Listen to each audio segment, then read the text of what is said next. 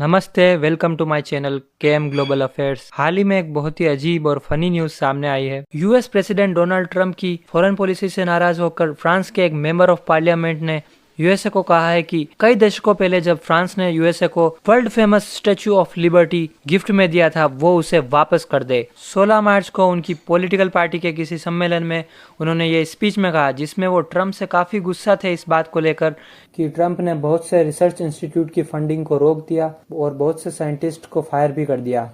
और उन्होंने यूएसए को कहा है कि जिन लोगों ने तुम्हारे देश को इतनी बड़ी सुपर पावर बनाया है, तुम उनको ही निकालना चाहते हो। फ्रांस के member of parliament mister Raphael Glucksmann researchers की फ्रीडम और राइट्स को लेकर ट्रंप से इतने नाराज थे कि उन्होंने ये तक बोल दिया कि हमारा गिफ्ट जो अमेरिका को फ्रांस ने गिफ्ट दिया था उसे वापस कर दे, क्योंकि स्टैच्यू ऑफ लिबर्टी आजादी के साथ साथ फ्रांस और यूएसए की दोस्ती का भी एक प्रतीक है। यूएसए की नीतियां और उनके आदर्श अब उस समय से मेल नहीं खाती जब फ्रांस ने यूएसए को ये तोहफा दिया था।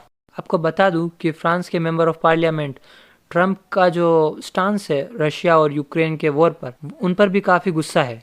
अब एक प्रश्न आता है कि क्या ये प्रैक्टिकली पॉसिबल है कि यूएसए एक इतना बड़ा स्टैच्यू यूएसए से फ्रांस तक एक कॉन्टिनेंट से दूसरे कॉन्टिनेंट तक भेज सकता है, वापस कर सकता है? तो उत्तर है हाँ, ऐसा पॉसिबल है। आइए सबसे पहले हम स्टैच्यू ऑफ लिबर्टी की हिस्ट्री जान लेते हैं। स्टैच्यू ऑफ लिबर्टी ईयर 1884 में फ्रांस ने यूएसए को गिफ्ट में दिया था।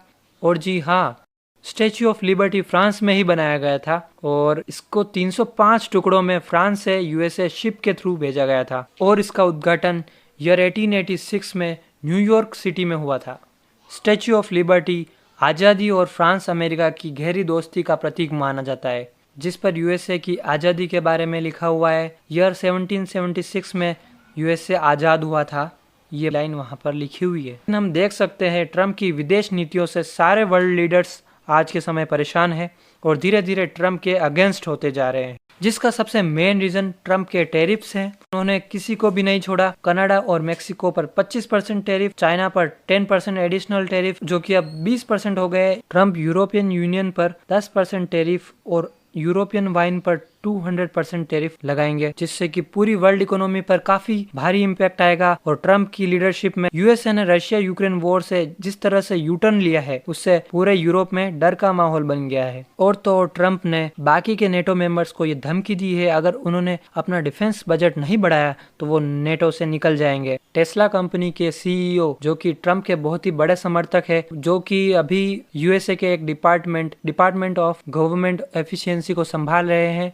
उन्होंने भी ये बात कई बार मेंशन की है कि यूएसए नेटो में क्यों है, यूएसए को इससे क्या फायदा होता है, यूएसए को नेटो से पुल आउट कर लेना चाहिए।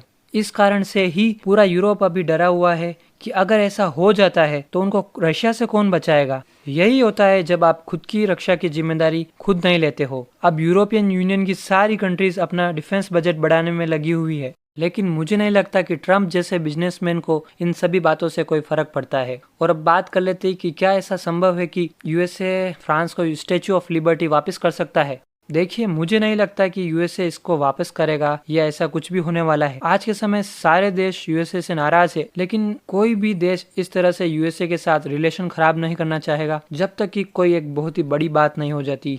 पर यह बात तो बोलनी पड़ेगी कि ये बात यूएसए के लिए काफी शर्मनाक और या यूं कहूं बेइज्जती की बात होगी कि कोई देश दोस्ती के नाम पर एक तोहफा देता है, पर आज यूएसए ने उसके साथ रिलेशन इस कदर तक खराब कर दिए हैं कि बात आज यहाँ तक पहुँच गई है कि एक किसी देश का मेंबर ऑफ पार्लियामेंट उस कंट्री से अपना तोहफा वापस मांगता है।